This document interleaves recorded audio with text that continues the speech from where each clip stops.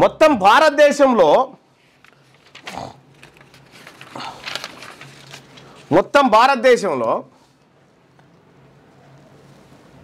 తెలంగాణ రాష్ట్రంలో ముస్లింల అక్షరాస్యత శాతం వచ్చేసి 76.9% ఉన్నది. ఇక భారతదేశంలో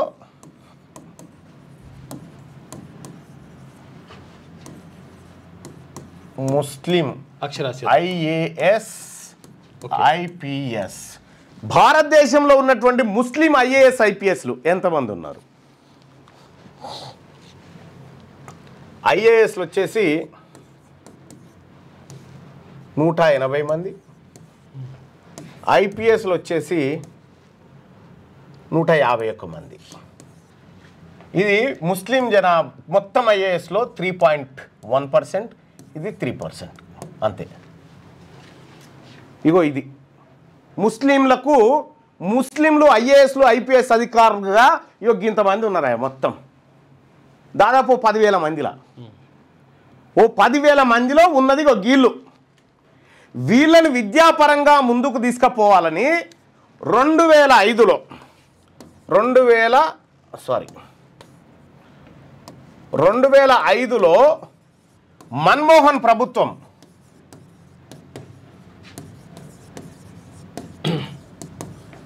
సచార్ కమిటీని ఏర్పాటు చేసింది.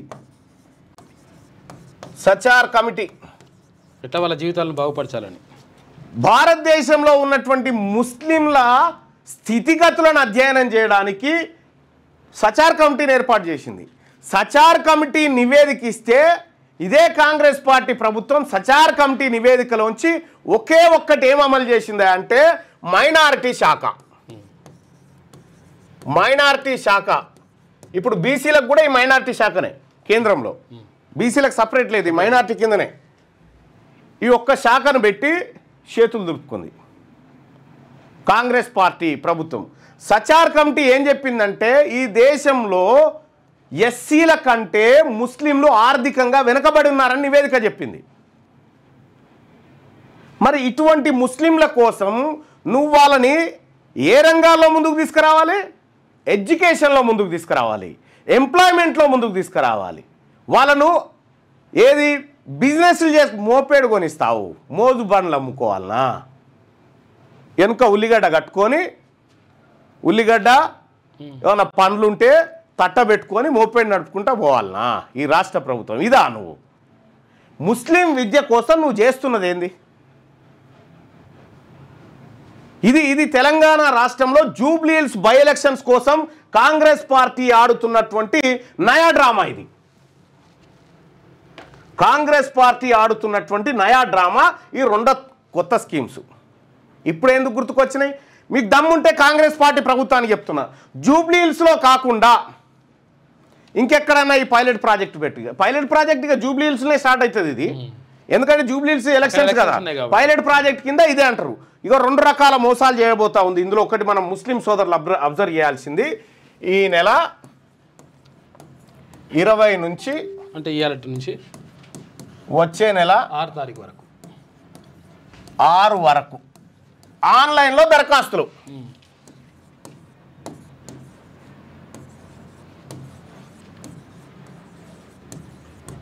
ఆన్లైన్లో దరఖాస్తులు ఇక కరెక్ట్గా ఇదే నెల, ఇది సెప్టెంబర్ నెక్స్ట్ అక్టోబర్ కదా. మాగంటి గోపీనాథ్ గారు ఎప్పుడు చనిపోయిండు?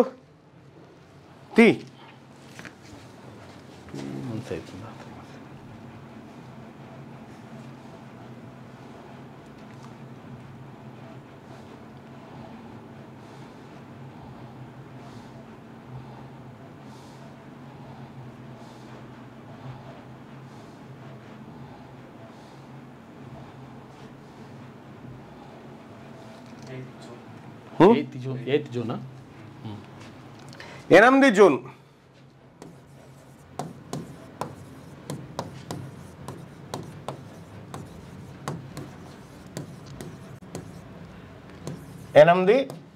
జూన్ నెలలో చనిపోయిండు.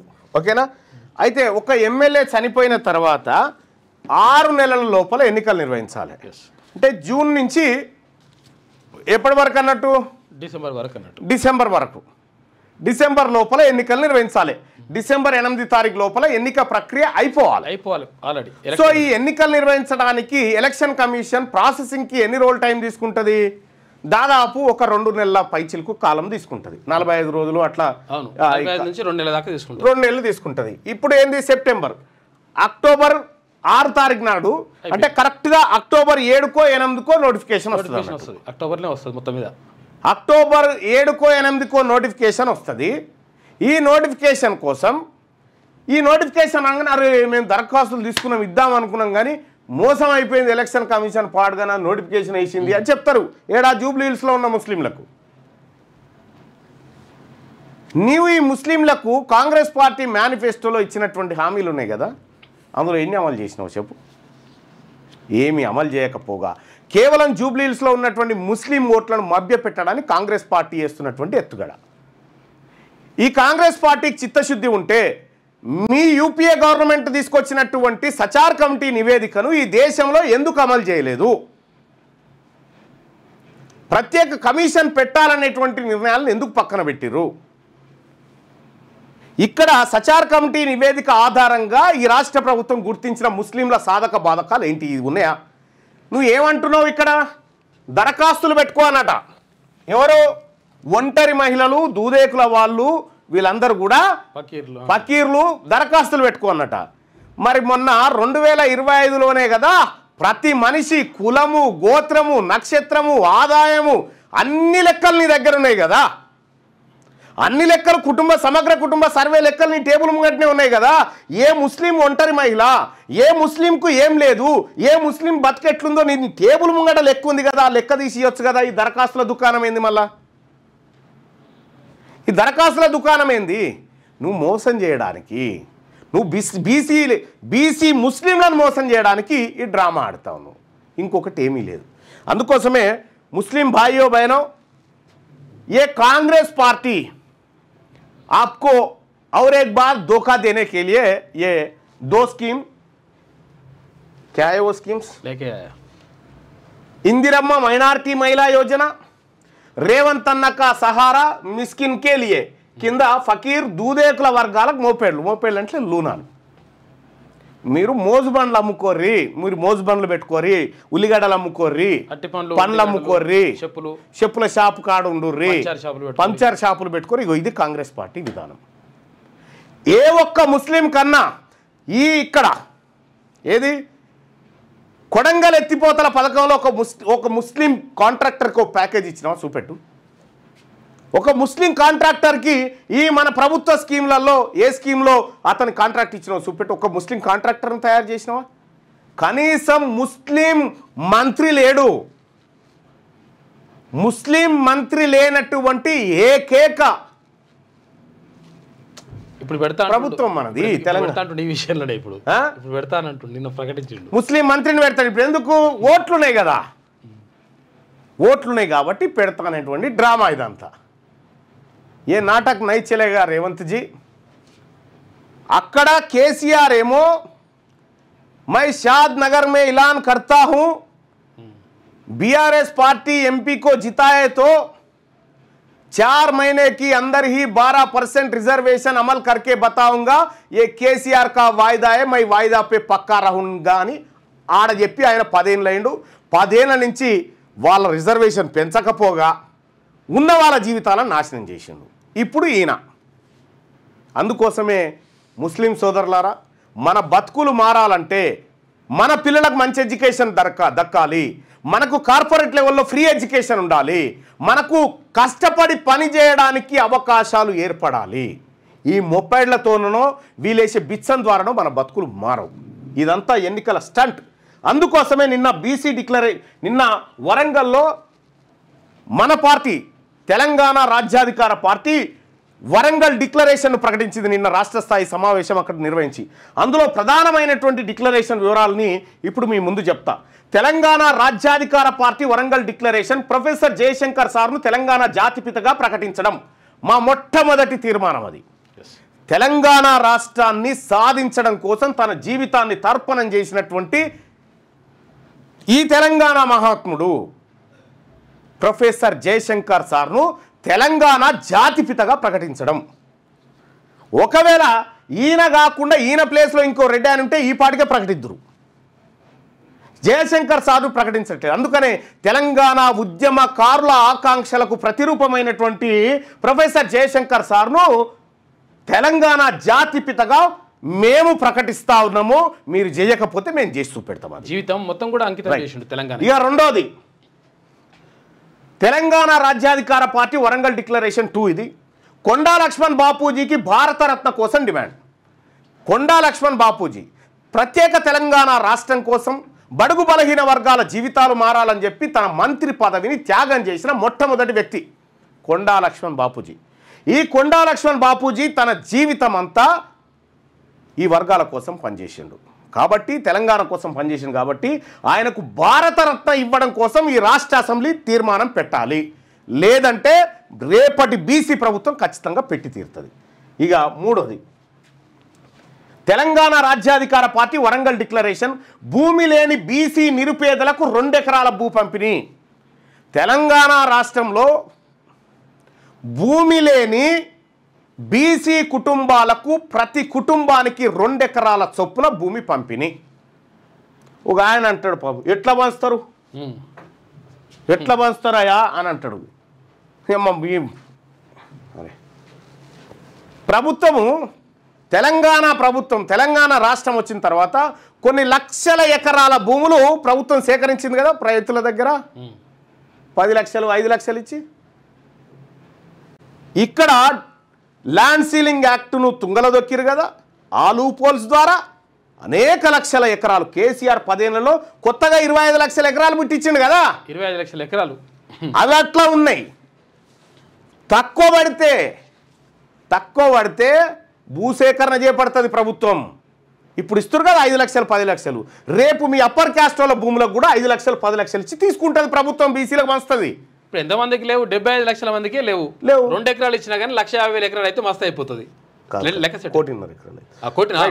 ఇక్కడ భూమి లేని బీసీ పేదలకు 2 ఎకరాల భూ పంపిణీ ఇచ్చి తీరుతుంది ఈ బీసీ ప్రభుత్వం.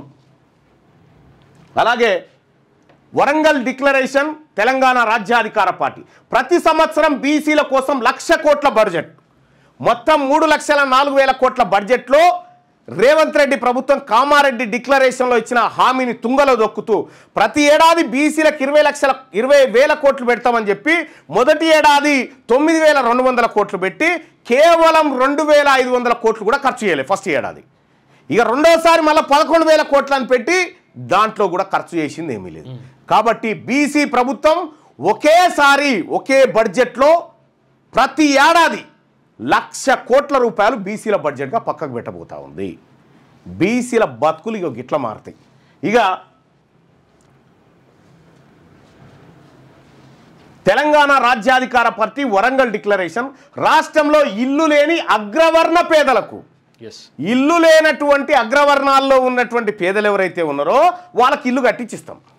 ఇప్పుడు మీరు మాకు కట్టించిస్తారు కదా, మేము మీ అగ్రవర్ణాల్లో ఉన్నటువంటి పేదలకు మా కమిట్మెంట్ చూడండి. బీజేపీ, కాంగ్రెస్, టీఆర్ఎస్ వీళ్ళ మేనిఫెస్టోలో ఎక్కడ కూడా అగ్రవర్ణ పేదలకు సంబంధించి ఏ పథకాలు లేవు.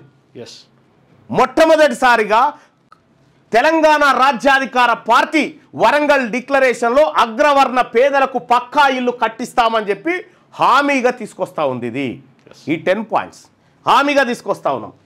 ఇక ముస్లింల బతుకులు ఎట్లా మారుతాయంటే తెలంగాణ రాజ్యాధికార పార్టీ వరంగల్ డిక్లరేషన్ ముస్లిం మైనారిటీలకు సంబంధించి సచార్ కమిటీ నివేదిక ఆధారంగా వారి అభివృద్ధికి చిత్తశుద్ధితో పనిచేస్తాం. సచార్ కమిటీ నివేదిక అమలు చేస్తే వాళ్ళ బతుకులు మారుతాయి. మోపేడ్లు కొనిచ్చి మోజుబండ్లు అమ్ముకోమంటే కాదు.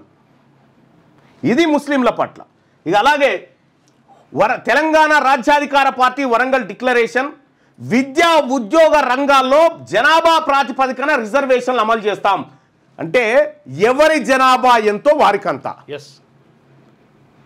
ఎవరెంతో రాహుల్ గాంధీ చెప్తా ఉన్నాడుగా, జితనే ఉస్సేదారి ఉత్తినే బాగేదారి అని చెప్పి.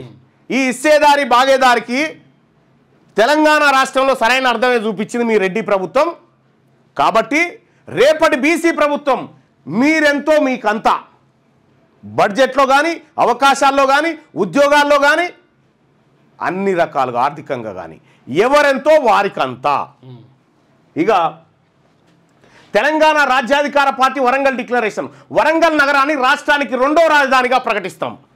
వరంగల్ పట్టణాన్ని కాకతీయులేలినటువంటి సామ్రాజ్యం ఏదైతే ఉందో ఈ వరంగల్లో ఉన్నటువంటి అద్భుతమైన చారిత్రకమైనటువంటి నేపథ్యం కలిగిన ఈ నగరాన్ని తెలంగాణ రాష్ట్రానికి 2వ రాజధానిగా ప్రకటించాలని నిన్న తీర్మానం చేయడం జరిగింది.